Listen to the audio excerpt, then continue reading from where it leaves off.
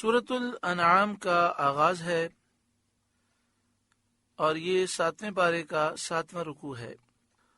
سورہ انعام مکی سورت ہے، یعنی ہجرت سے پہلے اس سورہ مبارکہ کا نزول ہوا۔ قرآن پاک کی ترتیب کے اعتبار سے اس کا نمبر 6 ہے اور قرآن پاک نازل ہونے کے اعتبار سے اس کا نمبر 55 ہے۔ اس میں 165 آیات ہیں اور 20 رکوع ہیں۔ اس میں 3100 کلمے ہیں، 12935 حروف ہیں۔ حضرت عبداللہ بن عباس رضی اللہ تعالی عنہما نے فرمایا، یہ پوری سورت ایک ہی رات میں مکہ مکرمہ میں نازل ہوئی اور اس کے ساتھ 70,000 فرشتے آئے جن سے آسمانوں کے کنارے بھر گئے۔ یہ بھی ایک روایت میں ہے کہ وہ فرشتے تسبیح و تقدیس کرتے آئے اور سید عالم صلی اللہ علیہ وآلہ وسلم سبحان ربی العظیم فرماتے ہوئے سر بسجود ہوئے، یعنی آپ سبحان ربی العظیم فرماتے ہوئے سجدے میں تشریف لے گئے۔ انعام مویشیوں کو کہتے ہیں، جانوروں کو کہتے ہیں۔ اس سورہ مبارکہ میں ان جانوروں کا ذکر ہے جنہیں کفار اپنی مرضی سے حرام کہتے ہیں، تو اس سورہ مبارکہ میں کافروں کی اس حرکت کا رد ہے کہ کوئی بھی شخص کسی چیز کو حرام کہے تو اس کے لیے ثبوت ضروری ہے۔ جب اللہ تعالیٰ نے کسی چیز کو حرام قرار نہیں دیا تو اپنی مرضی سے کسی چیز کو حرام کہنا یہ اللہ تعالیٰ پر جھوٹ باندھنا ہے۔ اور اس سورہ مبارکہ میں یہ مسئلہ بیان کیا گیا کہ جس چیز کو شریعت نے حرام نہیں کہا وہ حلال ہے، وہ جائز ہے، اسے حرام کہنا یہ گناہ ہے۔ بسم اللہ الرحمن الرحیم، اللہ کے نام سے شروع جو بڑا مہربان رحم والا۔ الحمد للہ الذی خلق السماوات والارض، سب خوبیاں اللہ کے لیے ہیں جس نے آسمان اور زمین بنائے۔ حضرت کعب احبار رضی اللہ تعالی عنہ نے فرمایا، توریت میں سب سے اول یہی آیت ہے۔ اس آیت میں بندوں کو شان استغنا کے ساتھ حمد کی تعلیم فرمائی گئی۔ آسمان و زمین کی پیدائش کا ذکر اس لیے ہے کہ آسمان و زمین میں دیکھنے والوں کے لیے قدرت کے بہت عجائب ہیں اور حکمت کے بہت غرائب ہیں، اس میں بے شمار عبرتیں ہیں اور منافع ہیں۔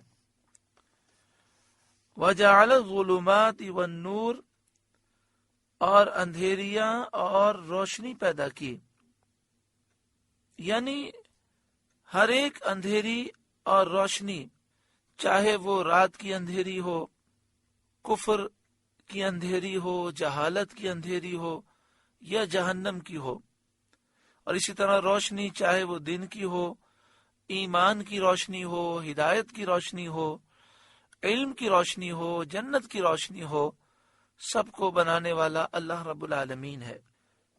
یہاں آپ غور کریں، فرمایا وَجَعَلَ الظُّلُمَاتِ، اندھیروں کے لیے صیغہ جمع کا ذکر فرمایا گیا، ظلمات، والنور، اور نور کا ذکر واحد کے صیغے کے ساتھ کیا گیا۔ ظلمات کو جمع اور نور کو واحد کے صیغے سے ذکر فرمانے میں اس طرف اشارہ ہے کہ باطل کے راستے کثیر کثیر ہیں اور حق کی راہ، حق کا راستہ صرف ایک ہے اور وہ دین اسلام ہے، اس لیے نور کو واحد ذکر فرمایا گیا۔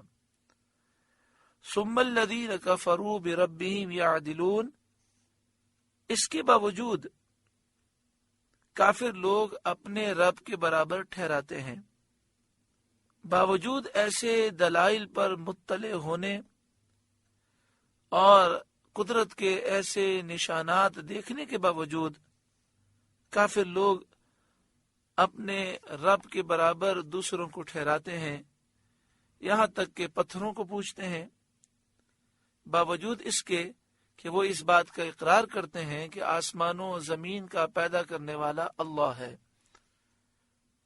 هو الذی خلقکم من طین، وہی ہے جس نے تمہیں مٹی سے پیدا کیا، یعنی تمہاری اصل کو مٹی سے پیدا کیا۔ ہماری اصل حضرت آدم علیہ السلام ہے، جن کی نسل سے ہم پیدا ہوئے، تو فرمایا تمہاری اصل حضرت آدم علیہ السلام کو، جن کی نسل سے تم پیدا ہوئے، ان کو اللہ تعالی نے مٹی سے بنایا۔ اس میں مشرکین کا رد ہے۔ مشرکین کہتے تھے کہ جب ہم مر کر گل کر مٹی ہو جائیں گے پھر کیسے دوبارہ زندہ کیے جائیں گے؟ انہیں بتایا گیا کہ تمہاری اصل مٹی ہی سے ہے، تو پھر دوبارہ پیدا کیے جانے پر کیا تعجب کرتے ہو؟ جس قادر رب نے پہلی مرتبہ مٹی سے پیدا کیا، اس کے متعلق یہ سمجھنا کہ تمہارے مرنے کے بعد، مٹی میں ملنے کے بعد تمہیں دوبارہ پیدا نہیں کر سکتا، بہت بڑی جہالت ہے۔ هو الذی خلقکم من طین، وہی ہے جس نے تمہیں مٹی سے پیدا کیا۔ ثم قضى اجلا، پھر ایک میعاد کا حکم رکھا، ایک وقت مقرر کیا جس کے پورا ہو جانے پر تم مر جاؤ گے۔ اللہ اکبر، کتنا پیارا درس ہے، اور کیسی آیت دل کی دنیا بدلنے والی ہے۔ ہم پیدا ہوئے ایک مخصوص وقت لے کر، اس میں سے اکثر حصہ ہم گزار چکے، اب نہ جانے کتنے لمحات باقی ہیں۔ جتنا بھی صحت کا خیال رکھیں، جتنے بھی حفاظتی اقدام کر لیں، جو آخری دن موت کا لکھا ہے اس دن موت ضرور آنی ہے، اور جو رات قبر میں گزرنی ہے وہ رات قبر ہی میں گزرنی ہے۔ عقل مند دانا سمجھدار وہی ہے جو گناہوں سے سچی پکی توبہ کرے اور پاکیزہ زندگی کی طرف آ جائے۔ وَأَجَلٌ مُّسَمًّى عِندَهُ، اور ایک مقررہ وعدہ اس کے یہاں ہے، یعنی مرنے کے بعد اٹھانے کا بھی ایک وقت مقرر ہے۔ ثم انتم تمترون، پھر تم لوگ شک کرتے ہو۔ وَهُوَ اللَّهُ فِي السَّمَاوَاتِ وَفِي الْأَرْضِ، اور وہی اللہ ہے آسمانوں کا اور زمین کا، اس کا کوئی شریک نہیں۔ يَعْلَمُ سِرَّكُمْ وَجَهْرَكُمْ وَيَعْلَمُ مَا تَكْسِبُونَ، اسے تمہارا چھپا اور ظاہر سب معلوم ہے، اور تمہارے کام جانتا ہے۔ وَمَا تَأْتِيهِم مِّنْ آيَةٍ مِّنْ آيَاتِ رَبِّهِمْ إِلَّا كَانُوا عَنْهَا مُعْرِضِينَ، اور ان کے پاس کوئی بھی نشانی ان کے رب کی نشانیوں سے نہیں آتی مگر اس سے منہ پھیر لیتے ہیں۔ یعنی جب بھی رب کی نشانیوں میں سے کوئی نشانی ان کے پاس آتی ہے، یہ توجہ ہی نہیں کرتے، مانتے ہی نہیں، انکار کرتے ہوئے منہ پھیر لیتے ہیں۔ فَقَدْ كَذَّبُوا بِالْحَقِّ، تو بے شک انہوں نے حق کو جھٹلا دیا۔ قرآن مجید فرقان حمید کی آیات کو انہوں نے جھٹلا دیا، سید عالم صلی اللہ علیہ وآلہ وسلم کو جھٹلا دیا، آپ کے معجزات کو جھٹلا دیا۔ لما جاءہم، جب حق ان کے پاس آیا، یعنی جب حق ان کے پاس آیا تو انہوں نے حق کو جھٹلا دیا۔ فسوف یأتیہم انباء ما کانوا بہ یستہزئون، تو اب انہیں خبر ہوا چاہتی ہے اس چیز کی جس پر ہنس رہے تھے، جس چیز کا یہ مذاق اڑا رہے تھے، ان قریب اس مذاق کی سزا انہیں ملے گی، اور اس چیز کی عظمت کا انہیں احساس ہوگا کہ وہ حق کیسی عظمت والی چیز ہے اور اس کی ہنسی بنانے کا انجام کیسا وبال ہے اور کیسا عذاب ہے۔ الم یرو کم اہلکنا من قبلہم من قرن مکناہم فی الارض، کیا انہوں نے نہ دیکھا کہ ہم نے ان سے پہلے کتنی قومیں ہلاک کر دیں، انہیں ہم نے زمین میں وہ جماؤ دیا، وہ قوت، مال اور دنیا کے کثیر سامان دیے، ما لم نمکن لکم، جو تم کو نہ دیا۔ الم یرو کم اہلکنا، کیا انہوں نے نہ دیکھا کہ ہم نے ہلاک کر دیں کتنی قومیں، من قبلہم من قرن، ان سے پہلے کتنی قومیں ہلاک کر دیں، مکناہم فی الارض، جنہیں ہم نے زمین میں جماؤ دیا، ٹھہراؤ دیا، قوت، مال، دنیا کے کثیر سامان دیے، ما لم نمکن لکم، جو طاقتیں ہم نے تم کو نہیں دیں، مگر پھر بھی اللہ کے غضب کا مقابلہ نہ کر سکے۔ آج دیکھیں اس دور کا انسان چاہے جتنی بھی ترقی ہو گئی، پچھلے دور کے انسانوں سے بہت زیادہ کمزور ہے۔ نہ ہم سے سردی برداشت ہوتی ہے، نہ گرمی برداشت ہوتی ہے، نہ بھوک برداشت ہوتی ہے، نہ پیاس برداشت ہوتی ہے، آسائشوں کے بغیر ہم جی نہیں سکتے، انتہائی کمزور ہیں۔ پہلے زمانے کے لوگوں کی عمریں بھی طویل ہوتی تھیں، قد بھی طویل ہوتے تھے، ان کی غذا بھی خالص ہوتی تھی اور وہ بہت طاقتیں رکھتے تھے، مگر اللہ رب العالمین کا جب عذاب آیا تو وہ ہلاک و برباد ہو گئے۔ تو ہم کس طاقت پر غرور کرتے ہیں؟ وَأَرْسَلْنَا السَّمَاءَ عَلَيْهِمْ مِدْرَارًا، اور ہم نے ان پر موسلا دھار پانی بھیجا جس سے کھیتیاں اور باغ شاداب ہو گئے۔ وَجَعَلْنَا الْأَنْهَارَ تَجْرِي مِنْ تَحْتِهِمْ، اور ان کے نیچے نہریں بہا دیں جس سے باغ پرورش پائے اور دنیا کی زندگانی کے لیے عیش و راحت و آرام کے اسباب انہیں مل گئے۔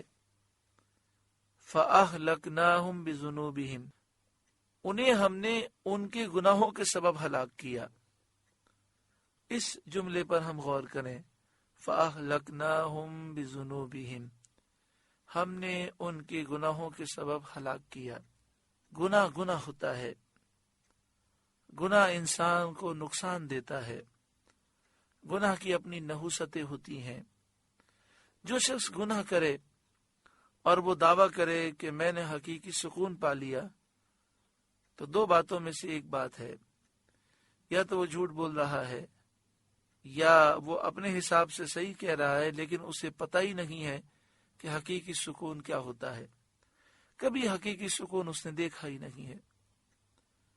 یا تو ایک صورت یہ ہے کہ حقیقی سکون اسے معلوم نہیں، اس لیے بے سکونی کو وہ سکون سمجھ رہا ہے، یا پھر یہ کہ وہ جانتا ہے کہ میں بے سکون ہوں، حقیقی سکون مجھے میسر نہیں، لیکن لوگوں کے سامنے اپنی بات کو رکھنے کے لیے جھوٹ بول رہا ہے۔ یہ حقیقت ہے کہ گناہ انسان کے سکون کو برباد کر دیتا ہے۔ گناہ کرنے سے ہر چیز سے برکت چلی جاتی ہے۔ جب انسان متقی پرہیزگار ہوتا ہے تو پانی میں بھی برکت ہے، کھانے میں بھی روحانیت ہے، بستر پر بھی چین ہے، ظاہر میں بھی چین ہے، باطن میں بھی چین ہے۔ اللہ تعالی ہمیں عمل کی توفیق عطا فرمائے۔ بڑا افسوس ہوتا ہے، اب لوگ گناہ کو گناہ بھی نہیں سمجھتے۔ ہمارے ایک عزیز ہیں، اللہ انہیں جزائے خیر عطا فرمائے، انہوں نے توجہ دلائی کہ کافروں کے جو تہوار ہوتے ہیں، ان تہواروں پر کافروں کو ہمارے مسلمان بھائی مبارکباد دیتے ہیں، حالانکہ شرعی طور پر انہیں مبارکباد دینا منع ہے، یہ گناہ کا کام ہے۔ مثلا کرسمس کے موقع پر وہ کہتے ہیں کہ جب یہ لوگ ہمیں عید میں مبارکباد دیتے ہیں تو ہم انہیں ہیپی کرسمس کیوں نہیں کہہ سکتے؟ لیکن میں آپ کو ایک مثال دوں کہ ہم الحمدللہ حق پر ہیں. اگر کوئی ایک بچہ حق پر ہو اور وہ محنت کرے اور کامیاب ہو جائے تو اسے تو فیل ہونے والا بچہ مبارکباد دے گا. لیکن بتائیے کیا فیل ہونے والا بچہ کامیاب ہونے والے بچے کو مبارکباد دے تو وہ اسے فیل ہونے پر مبارکباد دے سکتا ہے؟ تو جو دین اسلام سے دور ہے وہ فیل ہے اس دنیا میں، اور جو دین اسلام پر عمل کرنے والا ہے حقیقی عید تو اسی کی عید ہے. تو ہم کامیاب ہیں، ہمیں وہ مبارکباد دیتے ہیں، تو اس کے بدلے میں کیا ہم انہیں فیل ہونے پر اور تباہ و برباد ہونے پر مبارکباد دیں؟ دوسری بات یہ کہ یہ لوگ جو کرسمس مناتے ہیں ان کا عقیدہ یہ ہے کہ اللہ تبارک و تعالی نے 25 دسمبر کو اپنا بیٹا جنم دیا. نعوذ باللہ من ذالک. وہ حضرت عیسیٰ علیہ السلام کو اللہ کا بیٹا سمجھتے ہیں.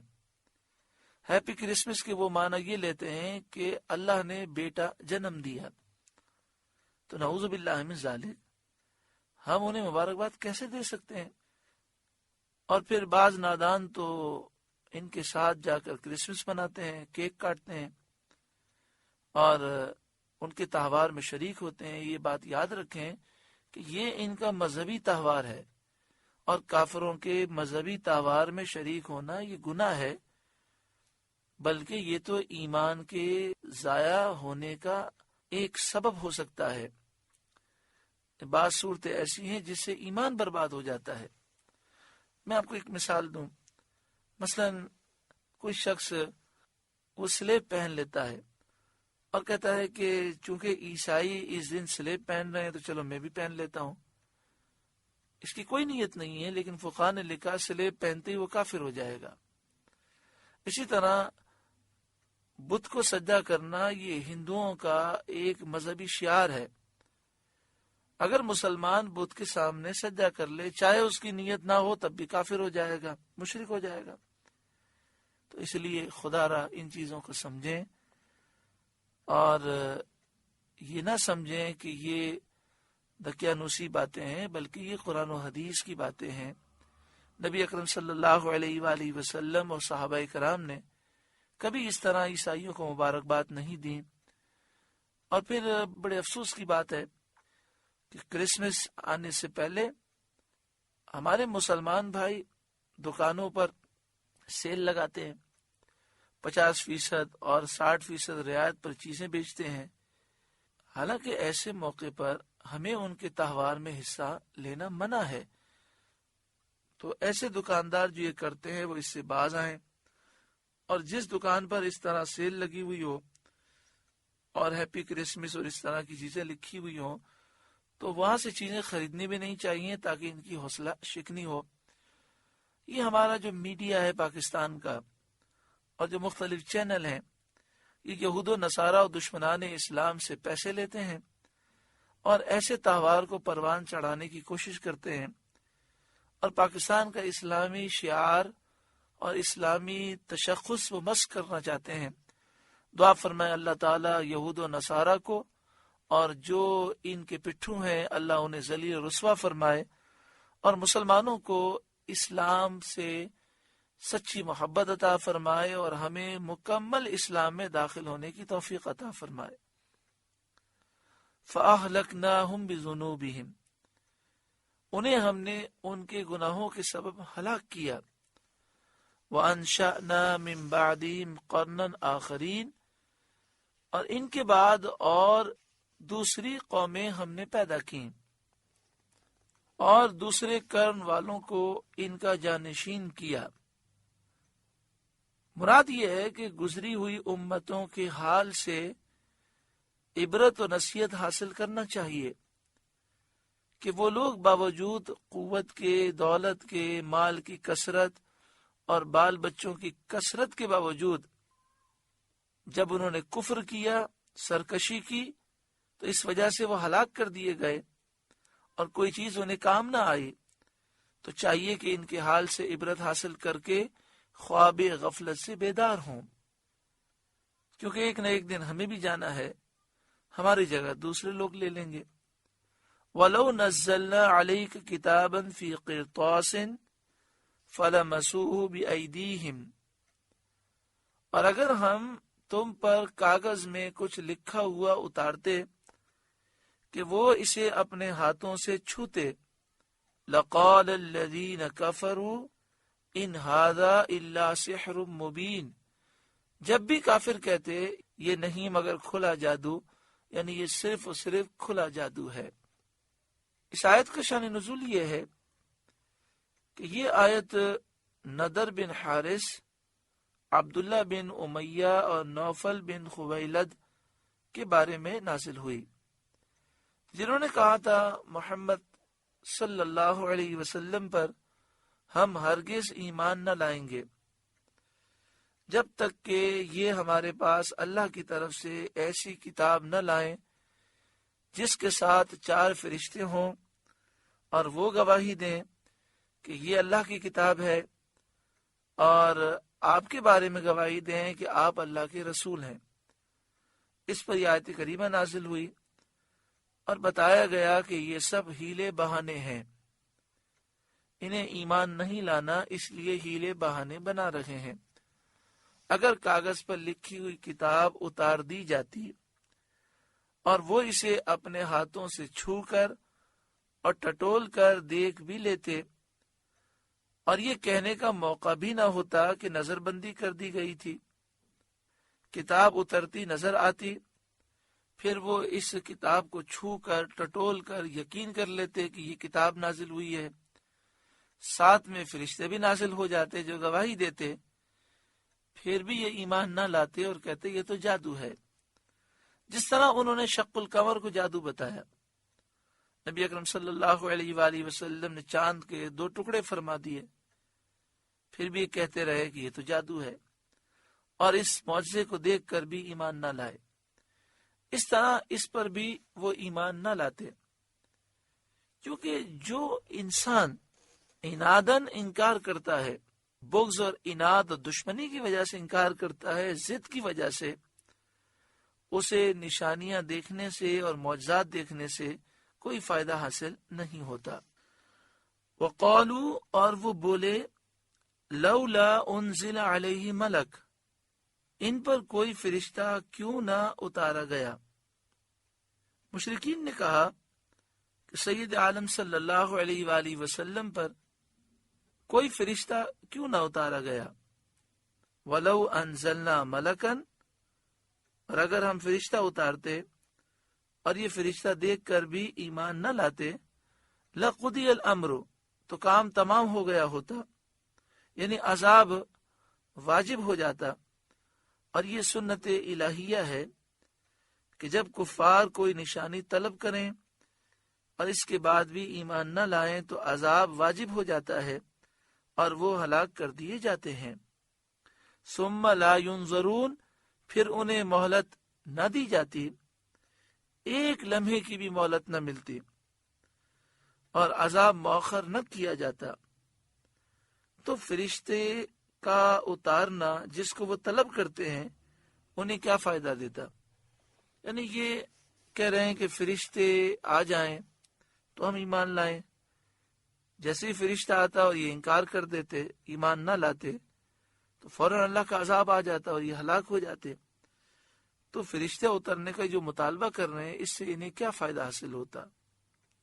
وَلَوْ جَعَلْنَاهُ مَلَكًا، اور اگر ہم نبی کو فرشتہ کرتے، یہ ان کفار کا جواب ہے جو نبی علیہ السلام کو کہا کرتے تھے یہ ہماری طرح بشر ہیں، اور اسی وجہ سے وہ ایمان سے محروم رہے۔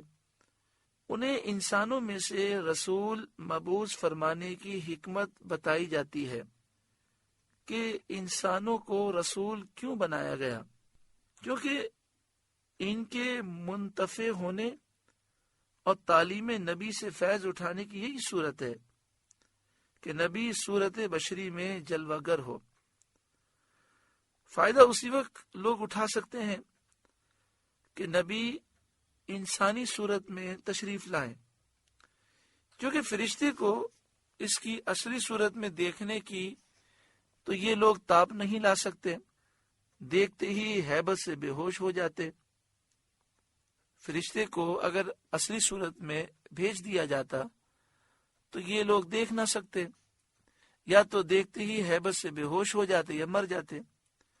اس لیے اگر بالفرض رسول فرشتہ ہی بنایا جاتا، وَلَوْ جَعَلْنَاهُ مَلَكًا، اور اگر ہم نبی کو فرشتہ کرتے، لَجَعَلْنَاهُ رَجُلًا، جب بھی اسے مرد ہی بناتے، اور وہ انسانی صورت ہی میں آتے تاکہ یہ لوگ نبی کو دیکھ سکیں، اس کا کلام سن سکیں، ان سے دین کے احکام معلوم کر سکیں۔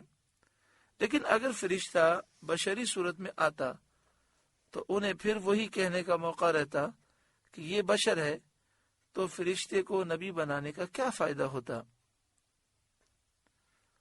وَلَلَبَسْنَا عَلَيْهِمْ مَا يَلْبِسُونَ، اور ان پر وہی شبہ رکھتے جس میں اب پڑے ہیں۔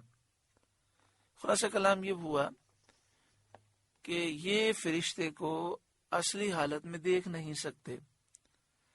اگر فرشتوں میں سے نبی بنائے جاتے، فرشتے نبی بن کر آتے تو انسانی شکل میں آتے، مرد کی شکل میں آتے، پھر بھی یہ وہی بات کرتے کہ یہ تو ہمارے جیسے مرد ہیں، لہذا ہم ان پر کیوں ایمان لائیں۔